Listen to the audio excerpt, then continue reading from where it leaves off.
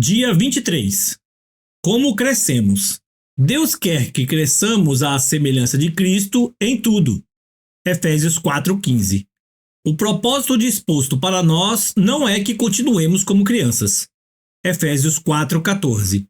Deus quer que você cresça. O objetivo do Pai Celestial é que você amadureça e desenvolva as características de Jesus Cristo. Lamentavelmente, milhões de cristãos envelhecem, mas nunca crescem.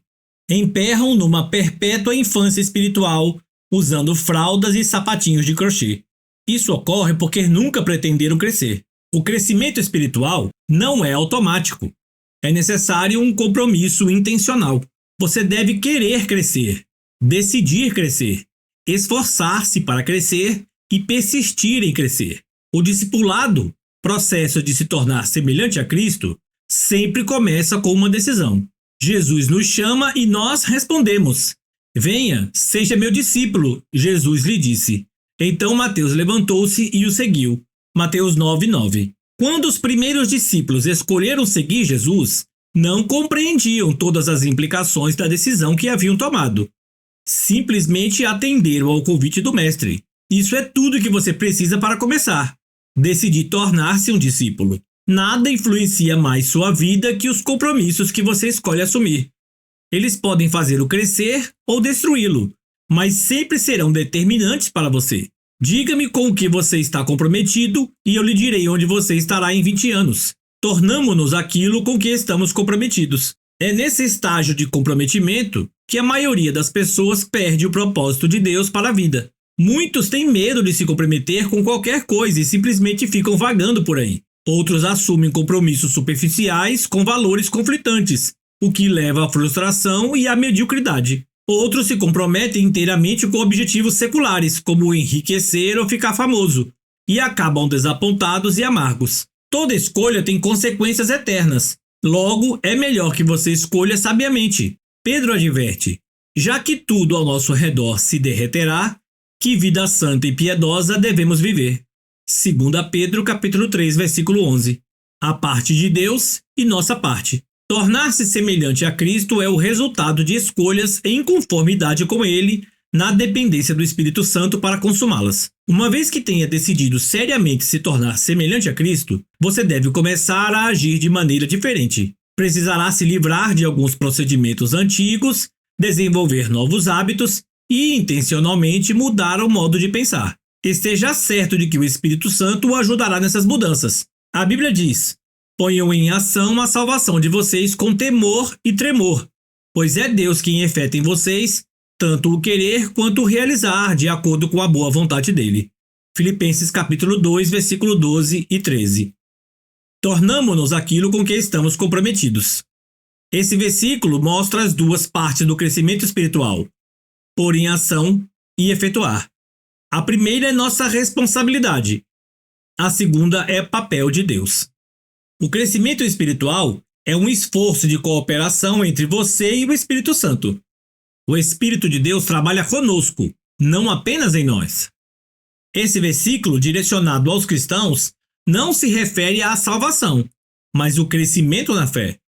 Ele não aconselha empenho pela salvação, porque você não pode acrescentar nada ao que Jesus já realizou.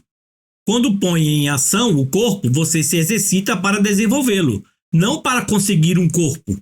Quando sua mente é posta em ação, para resolver um quebra-cabeça, você já possui todas as peças. Sua tarefa é juntá-las. Fazendeiros agem sobre a terra não para obter terra, mas para desenvolver o que já possui. Deus deu a você uma nova vida, e agora é responsabilidade sua desenvolvê-la com temor e tremor. Isso significa levar seu crescimento espiritual a sério.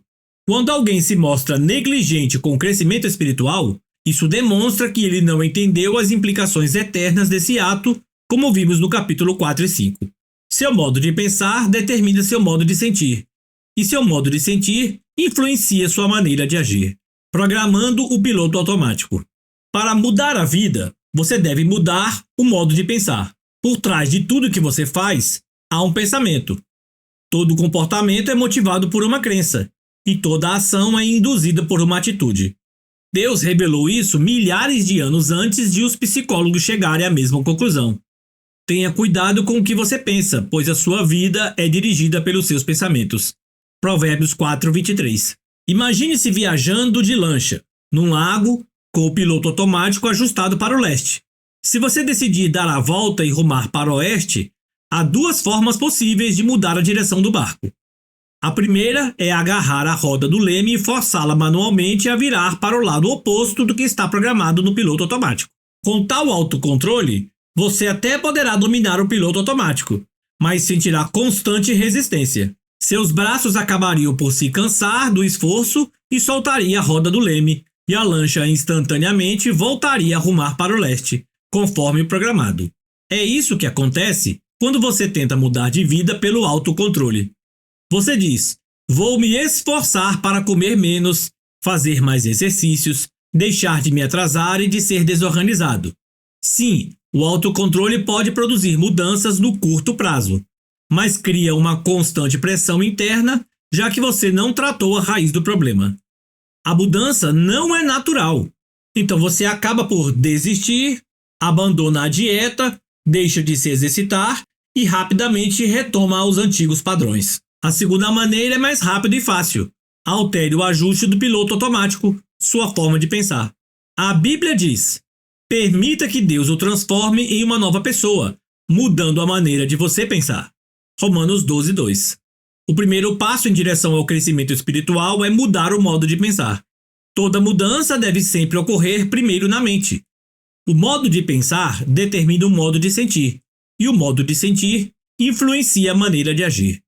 Paulo diz: deve haver uma remoção espiritual dos seus pensamentos e atitudes. Efésios 4:23. Para ser semelhante a Cristo, você precisa desenvolver a mente de Cristo. O Novo Testamento chama essa mudança mental arrependimento, que no original grego quer dizer, literalmente, mudar de ideia. Você se arrepende sempre que muda a maneira de pensar, ao adotar o mesmo modo de pensar de Deus sobre você mesmo, sobre o pecado, sobre Deus, sobre as outras pessoas, sobre a vida, sobre seu futuro e sobre tudo mais. Você assume a perspectiva e o enfoque de Cristo. Recebemos a seguinte ordem: pense da mesma maneira que Cristo pensa. Filipenses 2:5. Esse processo consiste em duas etapas. O primeiro estágio dessa alteração mental é deixar de ter pensamentos imaturos que são egocêntricos e egoístas. A Bíblia diz: irmãos, deixe de pensar como crianças. Com respeito ao mal, sejam crianças, mas, quanto ao modo de pensar, sejam adultos. 1 Coríntios 14:20. Os bebês são, por natureza, egoístas. Só pensam em si mesmos e em suas necessidades. São incapazes de dar, só conseguem receber. Isso é um modo imaturo de pensar. Infelizmente, muitas pessoas jamais vão além desse tipo de pensamento. A Bíblia diz que o pensamento egoísta é a fonte do comportamento pecaminoso. Os que vivem segundo a própria natureza pecaminosa só pensam nas coisas que essa natureza pecaminosa deseja. Romanos 8:5. O segundo estágio da mudança que leva a pensar como Jesus é começar a ter pensamentos maduros, concentrados nos outros, não em nós mesmos. Em seu notório capítulo sobre o verdadeiro amor, Paulo conclui que pensar nos outros é a marca da maturidade. Quando eu era menino, falava como menino, pensava como menino e raciocinava como menino. Quando me tornei homem, deixei para trás as coisas de menino.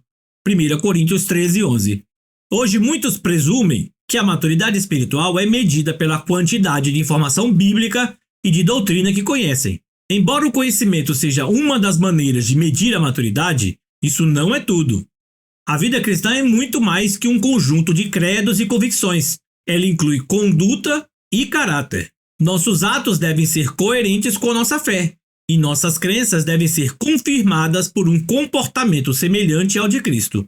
O cristianismo não é uma religião nem uma filosofia, mas um relacionamento e um estilo de vida. A essência desse estilo de vida, como vemos no exemplo de Jesus, é pensar nos outros, não em nós mesmos. A Bíblia diz: devemos pensar no bem deles e tentar ajudá-los, fazendo coisas que lhes agradam. Nem mesmo Cristo tentou agradar a si mesmo.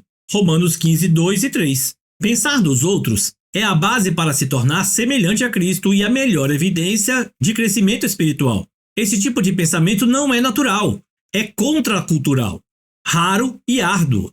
Felizmente temos ajuda. Deus nos deu o seu Espírito. Por isso não pensamos como pensam as outras pessoas deste mundo. 1 Coríntios 2,12. Em alguns capítulos mais adiante, veremos as ferramentas que o Espírito Santo usa para nos ajudar a crescer. Dia 23. Pensando sobre meu propósito de vida. Tema para reflexão. Nunca é tarde demais para começar a crescer. Versículo para memorizar. Deixem que Deus os transforme por meio de uma completa mudança da mente de vocês. Assim vocês conhecerão a vontade de Deus, isto é, aquilo que é bom, perfeito e agradável a Ele. Romanos 12:2. Uma questão para meditar. Em que área preciso parar de pensar do meu jeito e começar a pensar do jeito de Deus?